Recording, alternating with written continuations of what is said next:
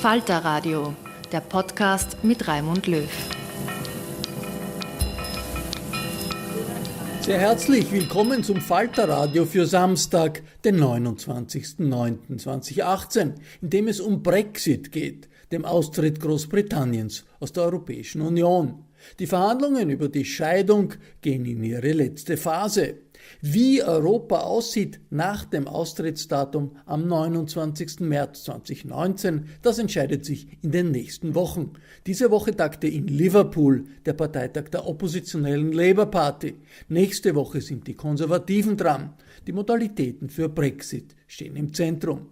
Die Journalistin Tessa Szyszkowitz, die seit Jahren als Korrespondentin für verschiedene Zeitungen, auch für den Falter, aus London berichtet, hat ein Buch geschrieben, das hilft zu verstehen, wie Großbritannien tickt.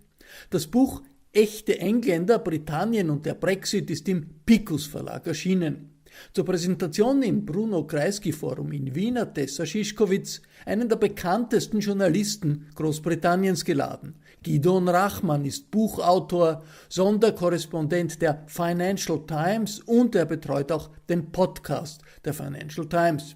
Wir bringen für Sie Ausschnitte des in Englisch geführten Gesprächs über Brexit im Kreisky-Forum. Rachman war ursprünglich ein Gegner der Europäischen Union, sagt er im Gespräch mit Tessa Szyszkowitz. Aber er hat seine Meinung geändert und bei der Volksabstimmung vor 2 Jahren für Remain gestimmt. You perhaps foolishly invited me to talk a little bit about where I was coming from and how that sort of fits into the British debate. And you mentioned that when we met, I was a fairly strong Eurosceptic, but I ended up voting to remain, and I think that was a right thing to do, increasingly. But let me perhaps explain through my own arguments, I think it sort of internal arguments about Europe, some of what I think strike you and many people outside Britain as very bizarre and sort of slightly strange direction of the British-European debate. So why was I a Eurosceptic when we first met? I mean, I think there's one thing to understand about the British debate, which is that there is, I think, particularly on the Eurosceptic side, a strong sense of British exceptionalism on politics, and in a positive way, so that, you know, as I think, did you mention, or was it just in your written thing, but as this kind of immigrant to the country, of Jewish background, you think, okay, well, Britain has a lot going for it. You know, it's a long history of political stability and tolerance. And so you think, okay, now there's this European project building to create a new political union in Europe. Well, why would we swap this British system, which seems to work quite well, for a new venture, a new European venture? And that was sort of where I started from. It's an inherently conservative position that Britain's politics work well, so frankly, I'm not sure I want to go in towards this European political union.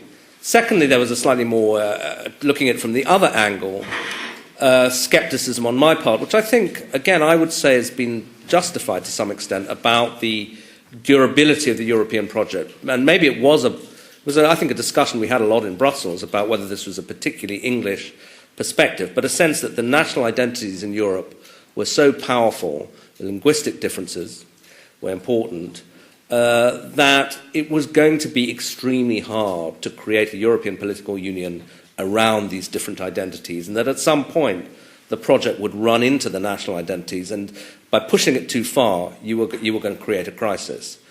And I think, you know, the jury is out, but I think there is some evidence for that, the backlash during the Euro crisis, the rise of nationalist parties, that part of the analysis was also, broadly speaking, had some basis. Thirdly, I mean, I should admit to a kind of innate British suspicion. I mean, you mentioned that as an Echte England, I don't speak German, and I think it does matter. The British debate about English, about the European Union is conducted in English. There's not much two-way. You know, most British people most British people won't speak some French, but that's the language we're kind of taught, so we might have some insight into that debate, but beyond that, maybe not. And I think that you mentioned the peace project here, which is very innate in Europe, and which I did learn about in Brussels, and did sort of temper my view of the European Union. But I think that when the Brits become aware that there is this political project going on, their rather crude assumption is, oh, this is like all about Germany wanting to take over Europe again. And you will have heard that a lot. And when that was first came out with the Maastricht Treaty, one of the Thatcherite ministers who resigned, Nicholas Ridley, actually said that and had to resign because of it. But I think that strain of suspicion that, hang on, this is not just a project we don't want to join in, but as actually there's an undercurrent of aggression towards Britain, it's something I no longer believe, but I certainly remember thinking it, and I think it's definitely there in Britain. So that explains I think the kind of intellectual background to what was going on, plus immigration, which I think you're quite right, played a very important part in the debate.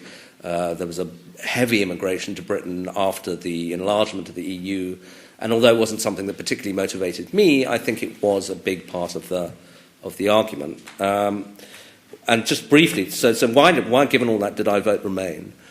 Partly because I felt that actually Cameron said he wanted a special deal. Well, we had one. We had negotiated it after over 30 years or so. The British are not part of the euro. They had exemptions from Schengen, etc. So we had a pretty sweet deal. So it seemed a mistake to throw that away.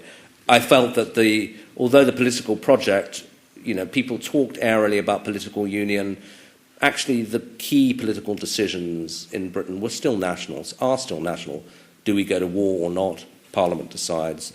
What's the level of taxation? Parliament decides. So I didn't feel that the encroachments on sovereignty were so outrageous that you had to leave. Secondly, the economic damage, which was evident then, and it's become much more evident now. And I say with some embarrassment that even though I spent 5 years in Brussels, I actually had no idea how complicated it was to leave the European Union. And it's a sort of educational process trying to do it, because you don't realize how incredibly intricated the legal systems are, the intricacies of customs union, internal market. I knew Britain had a weak hand. I didn't realize quite how weak until we started trying to get out of this thing. And it's going to do a lot of damage to the economy, and I don't think that you can forget that. On a more positive note, though, I think that it's become more apparent to me that the European Union, particularly in this new climate of populism, nationalism, and so on, represents an effort to preserve some kind of liberal values across Europe, and indeed around the world, that Britain should I think, be supporting. With the rise of China as either the largest or the second largest economy in the world and a highly authoritarian country, with the rise of Trump, I don't think those values can any longer be taken for question. We used to think after the fall of the Berlin Wall that really that it was all going one way. Clearly it's not. And even within Europe, you have the debates around Orban, the Poles, etc., and nationalist parties doing well in France, the Netherlands, and indeed Austria. And so it was disturbing to me when we had the debate in the European Parliament last week, when the British Tories voted to support Orban. And I thought, well, that's kind of where this is leading us, because they have got themselves into a position where they're so hostile to European integration and so desperate for any friends that you're on the same side as Orban, and I don't think you should be there. So that's also, I think, a very important part of the debate, which is still not really understood in Britain, but obviously if you write about international affairs, you can't but avoid it. So that's where I'm starting from. But as I say, this is really about your book. So can I ask you a question, which is, as you said, you've been in Britain for 8 years, and you were very surprised by the Eurosceptic tone of the debate. When you came to write the book, what do you feel you particularly learnt over the course of the years about the British debate? And was there any validity to what the skeptics were saying? Well, when we sort of, around the referendum, when we realized how strong and how dangerous actually the Euroscepticism had become.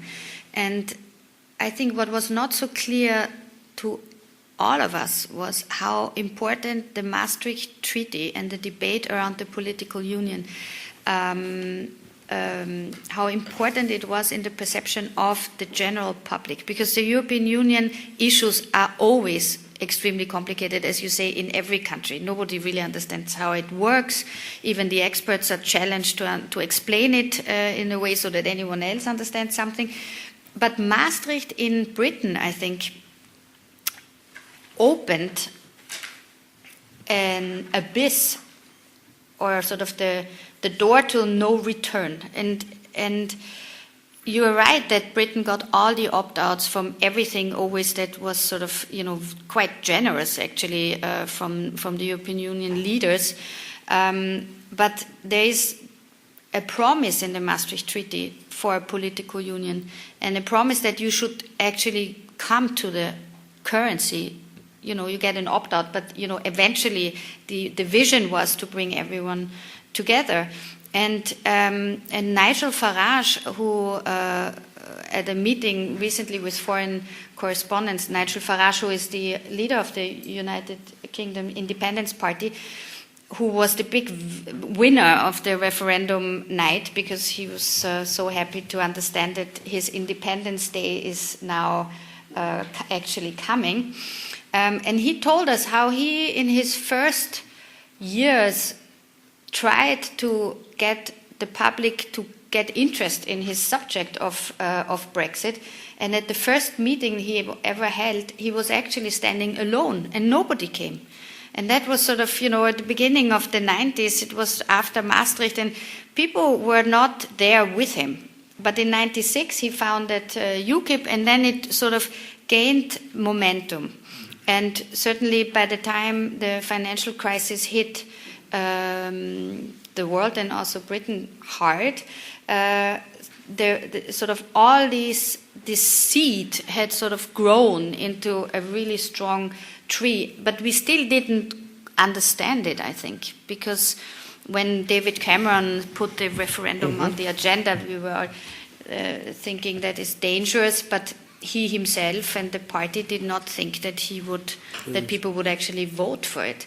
So I think Maastricht is an important thing to understand. Yeah, no, I think which so. I learned then later. Very much so. And I mean, that was just, I remember it very distinctly because it was just when I was more or less relatively fresh out of university, and the impact of that was huge. And a lot of the people who have now triumphed were turned by Maastricht and have been campaigning ever since. And I think it's to do with, as I say, this realization in the UK, born out of our own ignorance, that, oh my God, there really is this project to create a political union, because we thought we'd signed up for this European Economic Community. And then suddenly, this is actually, I think, partly why this slightly absurd debate about the passports, we want our passports back. But I remember, I was living in Bangkok, going to get my new British passport from the embassy and saying, what's this? Like, it's changed colour, and it now says European Union. They created a European Union? I was just living in Asia at the time. I wasn't really following it. And so it did seem a bit strange. And some people reacted very viscerally and said, no, we never signed up for this. And that was still the argument being made. Now, that was the argument at the intellectual level, but whether ordinary people voted on that, I'm less sure. I mean, I think it was, to some extent, a classic protest vote, a sense that, this is an establishment project, and we don't like the establishment, and we're going to vote against it. And the division between London and the rest of the country became very evident. And I think that the coalition of voters who came together for Brexit was similar to the coalition of voters that came together for Trump. So that one of the clearest distinctions as to whether you'd vote for Trump or whether you'd vote for Brexit was had you been to university or not. Graduates were like 70% against Brexit, but non-graduates were in favour. And similarly, big cities, I think only one big city voted for Brexit, Sheffield. For the rest, cities voted to stay in, but outside the big cities, they voted to leave. And how much chance did you get to report outside in those areas, and what did you discover? Well, I was traveling as much as I could, even if that's not always supported by my editorial offices because you have to pay expenses if you travel. So they actually like us to sit at the desk and write from there. But I did travel quite a lot, and my colleagues did too. And I think among the foreign correspondents were a pretty high percentage of people who knew how dangerous this would be, because we actually left the Westminster bubble, which we don't totally belong to us as foreign correspondents. And I met so many people in Cornwall or in Birmingham, and you would know that there was anger out there, and that we had felt already in the Scotland independence referendum how little Westminster understood of the emotional state the Scots in 2014-15 were in, but how the countryside in England viewed the slightly aloof government in Westminster and their understanding of sort of pushing liberalization and glorifying London as the global capital of finance with Arab princes, Russian oligarchs, high house prices, and so many people in England cannot go to the theatre to London because they just simply can't afford to go and buy an expensive ticket, go and have dinner, which is also extremely expensive. Whoever comes to London always ends up eating spaghetti in my kitchen. It's getting cheaper because the pound's falling. Yeah, so. It's true. It's getting cheaper, but it's also not getting cheaper. It's only for the visitors cheaper. Exactly. It's not for the people from the countryside. So I think you're totally right that this vote against Brexit was certainly an age of anger protest vote against everything that didn't go well. And did you personally feel hostility as somebody, from Europe, etc.? Because one of the things I've felt a bit defensive about and nervous about is that the Brexit vote is portrayed as xenophobia, essentially. And I don't know. I mean, instinctively, I want to say, no, it's not that. It's not really that. But maybe it is. What did you feel? Well, I have a lot of friends and also colleagues. My Polish colleague, they were very frustrated. Also, a French colleague of mine, they got really shouted at when they spoke in their native languages with their children on the bus or in school or something. I have never had this. I don't know why. I mean, it's maybe by accident. But when I went once with Gerald to a pub in outside of London, and we were sitting there, and it's a scene that I describe in the book because I wanted to speak to the people in the pub outside of London. It's a relatively wealthy area. It's not a desperate economic situation there, and I wanted to know 2 years after they voted for or against Brexit what they think. And we were sitting there, and they were so surprised that we even came.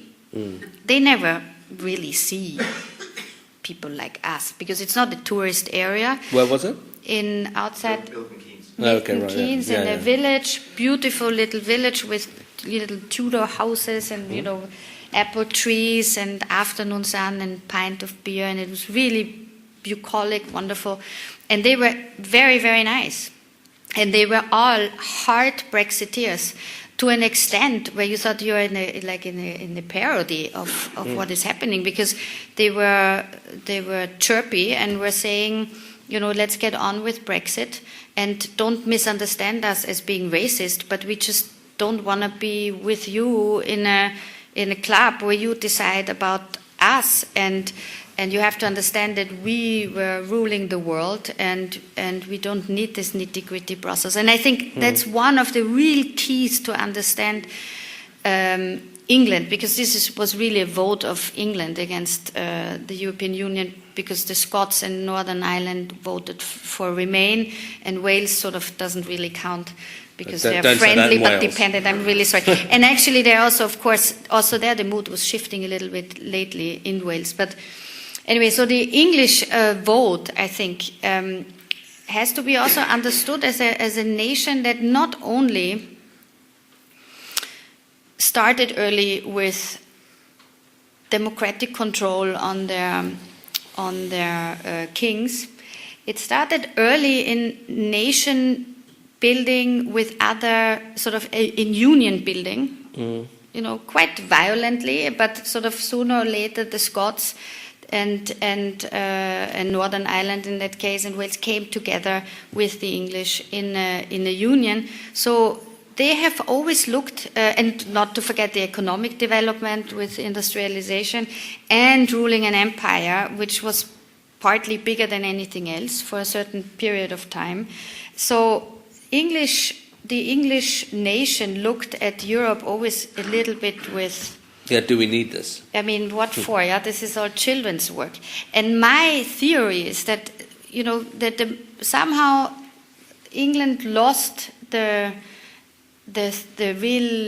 edge over Europe, and by the end of the 90s and the 2000s, there was a stagnation effect that came into the economy. The productivity is low. Brexit only amplifies now all the problems that you have in Great Britain, and that's really the subject of the book also. What will happen after Brexit? Because of course we all didn't know how chaotic this would be and how difficult it would be. Theresa May certainly totally underestimated the implications on how to leave a single market, not only because of Northern Ireland, but in general. And so for me, the big question is, and I want to ask you this too, if you see the chances that could come out of it. Because for me, if you reform, if you take the energy of this new beginning and you turn it into something good, what could it be? Well, I'd like to believe it could be all right, but I'm not hugely optimistic. I mean, partly because of changes in the world, actually, because you mentioned that this is a project that starts in the early 90s with Maastricht, and that is a very different world. The Berlin Wall has just come down. The world is opening up. It's a world of globalization and a free trade, and I think that the Brexiteers are stuck with a 1990s vision, which is not just to do with Maastricht in the European Union, but with that world still existing. But actually, the world is becoming more protectionist with Donald Trump and with the developments in Asia. So we're at risk of leaving, as the world is splitting up into trade blocs, of leaving our bloc and suddenly finding, you know what, there aren't these great free trade deals to do out there. Maybe there would have been 20 years ago, even 10 years ago, but it's going to be quite hard, I think. So that's rather difficult. I mean, clearly there can be some advantages because if you're not bound by the 27 rule book, you can look for, well, things that we can do to make ourselves more attractive. We can certainly redo our immigration laws, and I think that one of the things that drove it, aside from just a sense that there are too many foreigners coming in, and I think basically it was that, as crude as that. But one of the interesting things is that a lot of Asian immigrants voted to leave the EU, and certainly my wife works in a National Health Service hospital, and she was the only person who voted to stay. All her colleagues are from India and the Philippines. They all voted to leave, and she was saying, well, why? And partly it's a kind of the patriotism of people who've just arrived. And for them, it was a sort of affirmatory vote about Britain's great, and we feel part of it. Partly, it was that they feel no emotional connection to Europe. We go and have always gone on holiday to France or Italy, whatever. They don't. They go to Asia or whatever. And partly, it was the immigration laws that they felt, look, why should we let all these Europeans in who can just come in and settle, and our relatives find it very hard to come in? So maybe we can change the immigration laws so that they're more open to the world and less open to Europe. And that, I think, is a bit of an illusion, because I think the Nigel Farage people, the last thing they want to do is have more immigrants from India. It's not like that wasn't the idea. But I do think that you might be able to have a better immigration regime which focused on highly skilled people from all over the world. Whether it's the US, Australia, India, wherever. So that could be one thing, but I think overall it's and I also sort of think that over the course of maybe 10, 15 years, if we're lucky, we'll adjust. People do, countries do. But I think that the 10 years could be quite rough. And I also, I think one of the other things that's occurred to me is that, I mean, the British had a real low ebb in the 70s. The IMF, we even had to have the IMF in, and that was one of the reasons that we joined the European Union. Actually, the IMF came in 76 and we joined in 73, but there was this sense of economic decline that we had to get on with it. I think a lot of British people felt that there was an economic revival associated with Thatcherism, but I wonder whether it was also associated with joining the EU and the size of the market, the European market, the integration, the sense that it did give some positive effect to productivity, which we may have discounted because we told ourselves a different story, that it was all about Thatcher's reforms. But actually they were kind of around the same time. Very difficult to disentangle, but we may find once we leave the EU that actually it was much more part of the economic success of London, certainly, than we thought. But one of the points that is always mentioned now by the Brexiters, and Liam Fox, the Secretary for International Trade, is that what his officials call, half ironically, Empire 2.0 will be established now, and the Indians will be so happy because now Britain will again trade in very close terms and freed of the chains of the European Union rules and all these kind of things. And I was looking into that because I think that's a valid thought, actually, that the wider world now is more open to Britain than it is now under the EU rules. And coming from Austria and our history of the empire with the Habsburg Empire, I was thinking we had now 100 years since the Austrian Empire ended and we turned into a republic. And then I thought Britain went very fast from being not an empire anymore to a sort of small crisis in identity and thinking what is happening, because at the time the European Union was sort of just in the 50s just sort of gaining force and speed. And then for a while it didn't work, but then you joined.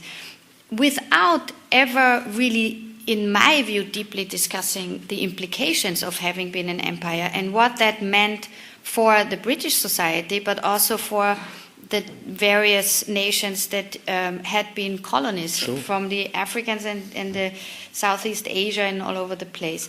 And when I looked closely into this, for example, I discovered that Britain doesn't have a museum for the history of the empire that is extensive. I mean, you have an Imperial War Museum, which is a classic, so you can look at all the planes and the tanks that it's a very good museum, I have to say. They also have very critical, good exhibitions. But there's no sort of debate on the implications of the society of having been an oppressor for a long time and having lived on the profits of the colonies. And the second thing is the history of slave trade, which is practically not existing in the British public, in the collective consciousness, partly because the slaves were kept outside.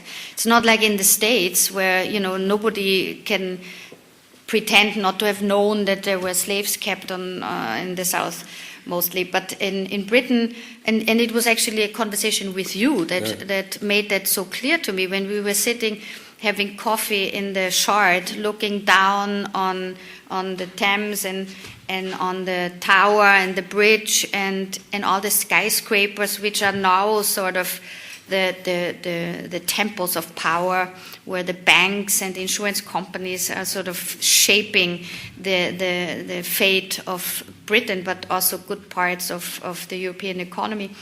And you were saying that whenever there was a problem with the wonderful trading nation of Britain, it was sending its ships to enforce the contracts. And that's something I think which Britain could really spend some time on looking into and debating, don't you think? No, I think definitely. I mean, I think that, one of the things that you often hear from Europeans, which is a slight misunderstanding, I think, from my experience, is that Britain is obsessed with its imperial past, etc., and that's why they're it's sort of half true, but actually it's untrue in the sense that, as you said, there is no museum of empire. And when I was growing up as a kid in Britain, the obsession was with the Second World War, not with the empire. You know, all the movies we watched were a Battle of Britain, Great Escape, etc., because that was a much more comforting narrative, because that's Britain as fighting for democracy and alone, and it's all quite glorious. The empire is much more, you know, do we really want to stress that? So it was not really something we discussed, but I think it was there at the back of people's minds in some way, certainly some of the Brexiters. So when they say, you know, we used to be this great country and now we're like one of 27 and Luxembourg can veto what we're doing. You know, screw that. And I think there's something in there, that this sense of grandeur, lost grandeur, which is not articulated but is connected to empire. But I also think it's a very dangerous combination, because it leads to, on the one hand, the sense that there is this much greater destiny that we could have. But the ignorance about what the empire really was and where it came from, and the lack of imperial history. I mean, I did a history degree in Britain, including a lot of British history, with very little history of the empire. Even that, you know, it was all parliamentary history and Europe, but not much discussion of how the empire arose. But that's dangerous, because it means that they confuse being a trading nation with being an imperial nation. And what do I mean by that? So that you would have, at the Tory party conference, people will stand up and say, we were this great trading nation, you know, we trade with India, China, etc., but they didn't really know the history of that. So how did the East India Company, which essentially colonized India, I mean, the transition from it being a trading company to being the British Empire is when their trading contracts essentially ripped up.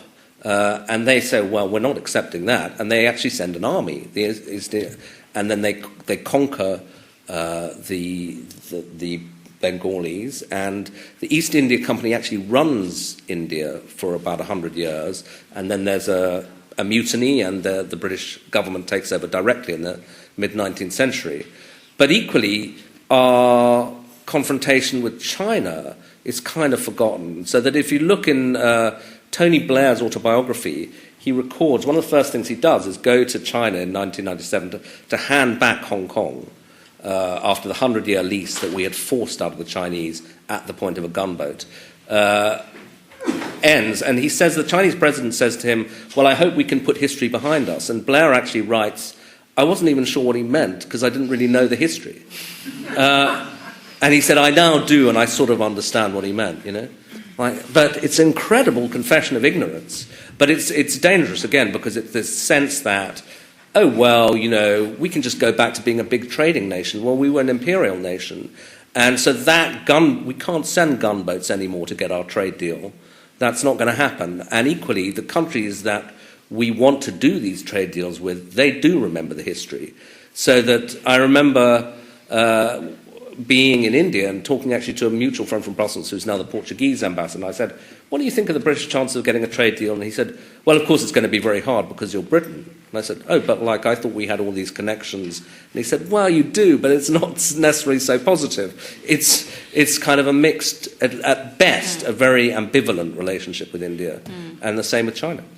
Will be easier maybe with Australia and New Zealand, who signaled more kindness, but trade with them is also... Yeah, but Australia is a great place, but there's 25 million Australians. It's not going to turn the world on its head, you know, and they're the other side of the world.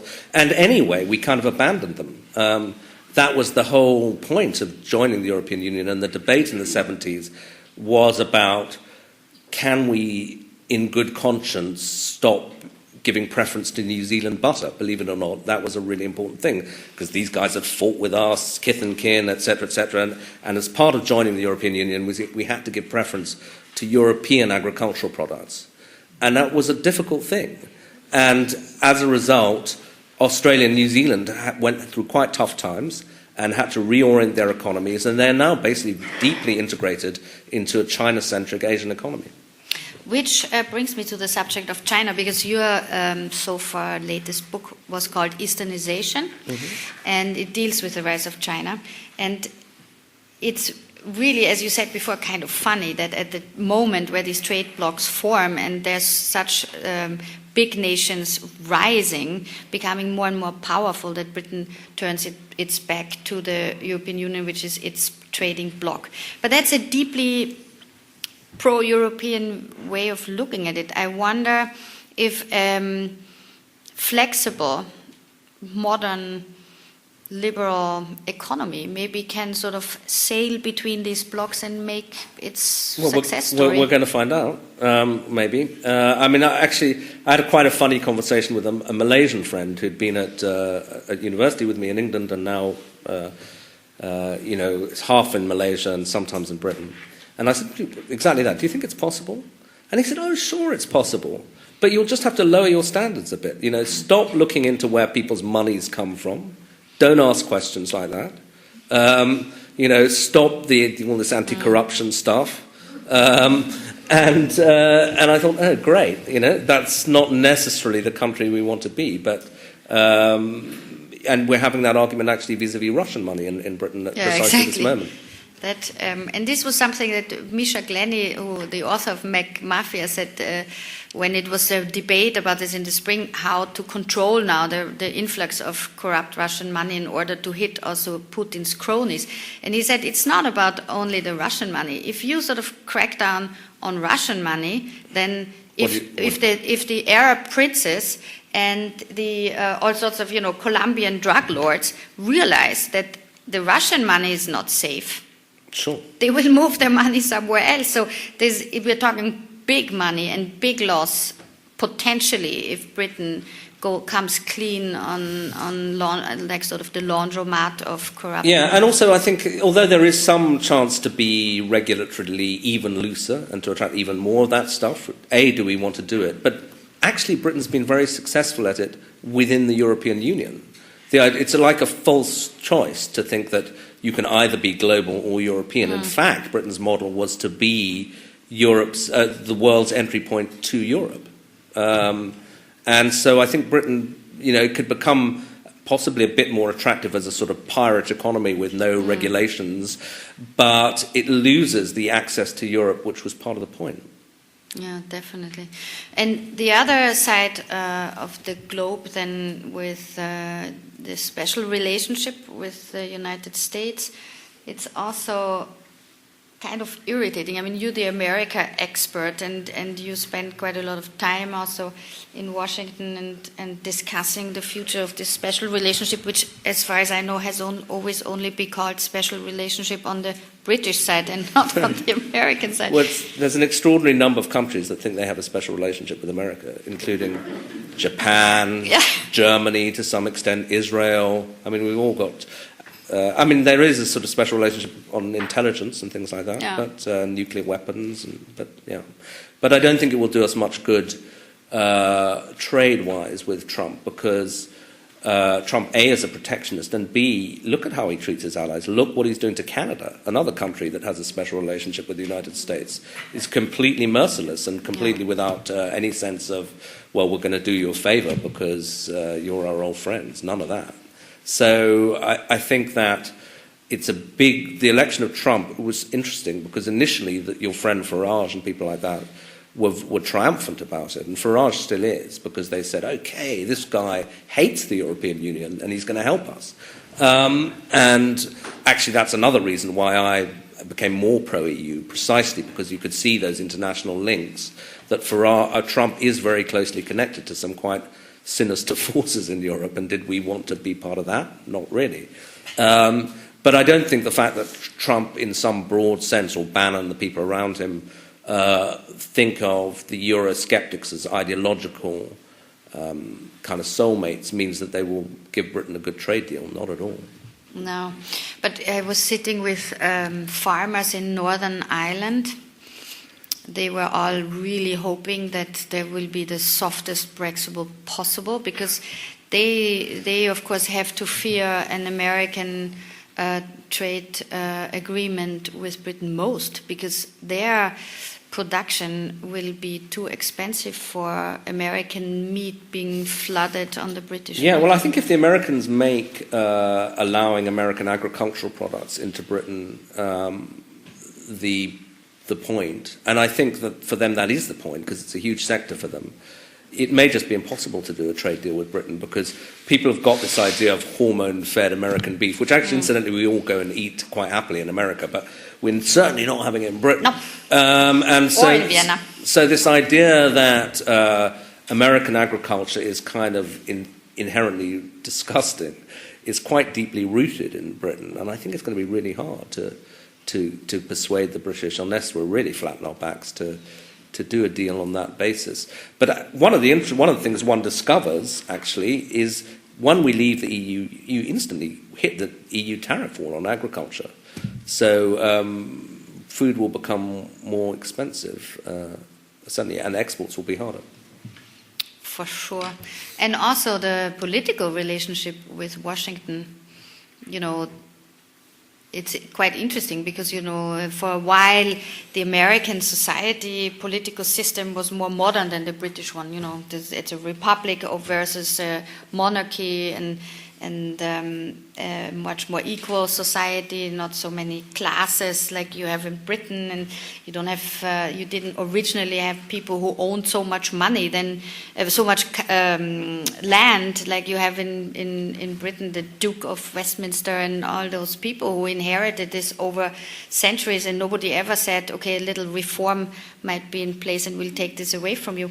And so America was seen as the modern and suddenly more successful also cousin or something. And within 2 years, it has turned into a madhouse where you don't know what values the Trump administration actually follows or has or will develop the next night at 4 o'clock in the morning when he's back on Twitter. So suddenly, do you think someone in Britain understands that the values of the European Union are actually more closer to the British political establishment? Yeah, now? I mean, I think in a funny way, some of the people around Theresa May know that, because they're the ones who are having to make decisions on foreign policy, know that when it's come to Iran, Britain voted with the EU, not with the US, on this recent deal. On the Paris Climate Accord, Britain voted with the EU, not with the US. And so on a series of these things that Trump has done, even though we're leaving the European Union, we're still voting with the European Union. And it was really interesting talking to some of the people around May about after the whole Novichok poisoning in Britain, and the British suddenly needed to try to get some international reaction against Russia. One of the guys closely involved with it said that the first phone call between May and Trump was disastrous. Trump said, we're not going to do anything. And then he said, and why should we help you unless the Europeans, they're your neighbours, get help from them. And so the British then had to go to France and Germany, etc., in the middle of all this Brexit stuff and say, look, can we have a bit of solidarity on this? And they got it. And it was only when that happened that they could go back to Washington at the end of the week and say, okay, Europe's lined up, at which point Trump sort of reluctantly fell into line. And so the lesson that they drew was actually in a crisis, and he said it's a complete reversal of how it used to be. He said we used to be able to go to Washington and say, it's us, it's Britain, here's what we need. And you'd instantly, they may not totally agree, but there'd be a bond and a sense, okay, we'll do our best to help you here. And he said, that's gone. So it's quite shocking. But, that's people who are involved in the day-to-day business of international diplomacy. They're the first to notice it. Whether it'll take something else for it to percolate down into British society. Today, Austrian news was full of that there will be new elections, and Theresa May is preparing for them. And I really don't think that this is in her interest. It certainly is in the interest of the Labour Party, and it could actually lead Jeremy Corbyn to Downing Street 10. But those who are in power would be quite foolish to now call elections. And you can argue that she would want to have her plan be backed up by the public, but that's a really questionable thing to do, because the public doesn't necessarily back her plan. So the new elections will be called when her Parliament deal when the deal that she might get with the European Union fails in Parliament in November or December or January, whenever they come to a conclusion. And what I feel is going on now on the side of Theresa May and her whole Churchillian talk about we will stand by our plan, and Europe must understand that Britain will not budge and we are strong. All this is really to prepare the stage for the final negotiations with the European Union, and also to rally her own country behind her because if people think the European Union is mean to her chances to actually get a deal through with her own people is slightly better than if she has a divided country behind her where people want to kill her because the European Union is nice to her. I mean, all these things play into this momentarily very, very sort of hot atmosphere where everyone is trying to find a new escalation point. Yeah? Yeah. The second thing is the Labour Party in the second referendum. Yeah, no, I mean, I think one of the, this is possibly too much detail about British politics, I wouldn't want to inflict on you, but one of the depressing things, if you would prefer Britain to stay in the European Union, which I would, is that the Labour Party, which should be making this case, isn't. So the second referendum, as you mentioned, which they promised, doesn't allow a vote for Remain. It's just, do you accept the deal May has negotiated or reject it? And the reason for that is the Labour Party has been taken over by the hard left, who also want us to leave the European Union so they can create a true socialist society in Britain, mad as that may sound. And so, it's basically the equivalent of Jean-Luc Mélenchon or whatever. It's that kind of leftist Euroscepticism that currently runs the British Labour Party. So the people, and there's substantial numbers of them, who want Britain to remain, do not have a political party to represent them other than the Liberal Democrats, who are at 8% in the polls. If we are, more or less all of us here, I think, of the opinion that Britain should stay in the European Union, how best to achieve this? Shall we wish for Theresa May to succeed? Shall we wish her to fail? Do we want chaos in Britain? Will chaos bring anything positive? Because, sometimes I hope she gets this through and not Boris Johnson comes in.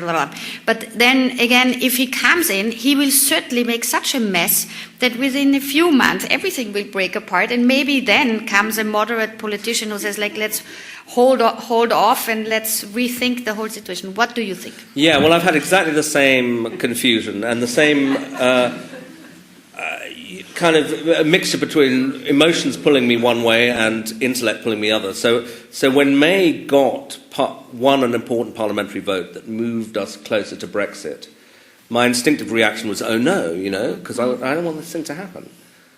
But then when I thought about it, I thought, okay, what happens if she loses? I suspect that we would still leave, but in conditions of greater chaos with worse people running it.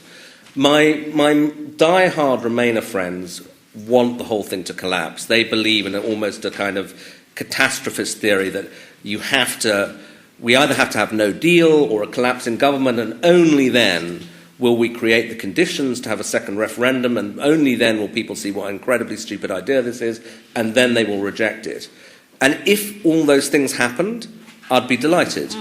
But for me, it's too big a risk, because I think that, let's say you have a no-deal Brexit, breakdown in the economy, national humiliation, which is how it will be seen. Generally, people under those kinds of circumstances don't say, oh, I'm going to vote for the moderate party. Generally, they get driven to the extremes. They'll go to the far right, they'll go to the far left.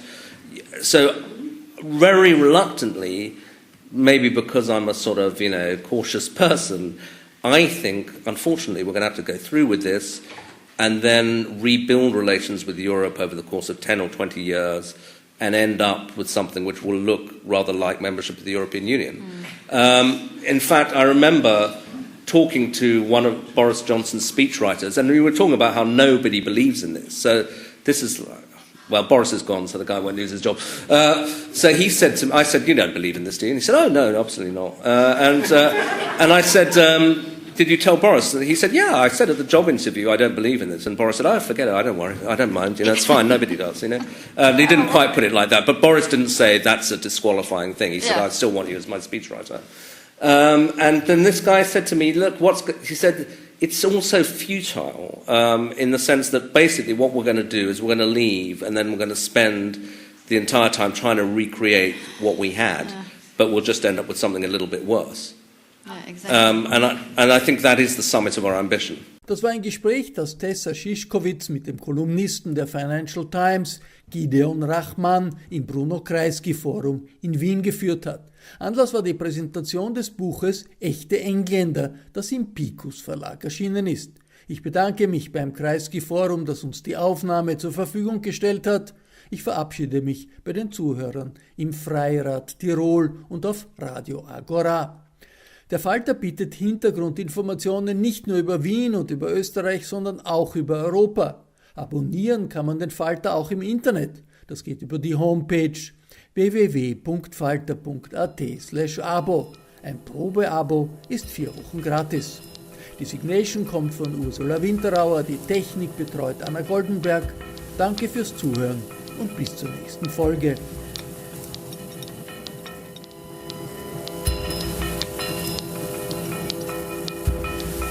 Sie hörten das Falterradio, den Podcast mit Raimund Löw.